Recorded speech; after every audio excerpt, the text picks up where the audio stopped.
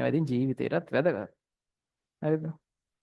දැන් හිතන්නකෝ යම් පුද්ගලයෙක් ඉන්නවා ස්වාභාවික කම්පන සංඛ්‍යාතය 200යි. ඔයා නිකන් වෙන වෙන කම්පන සංඛ්‍යාත වලින් කම්පණය කරන්න ගියොත් ඔයාට හම්බෙන්නේ රිප්ලයි නිකන් K, OK, GN, උපරිම වුණොත් BS.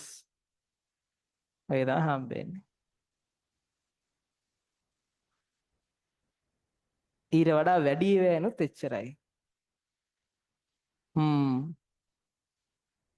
හ්ම්. එහෙම. හැබැයි ඔයා ගාන්ට ස්වාභාවික කම්පන සංඛ්‍යාතය අරගෙන තේරුම් අරගෙනවා ඒ විදියට පෘත කම්පණය කරන්න ගියොත් anything for you සුද්දානේ. හරිද? ඒ නිසා මේවා හරියට ඉගෙන ගන්න.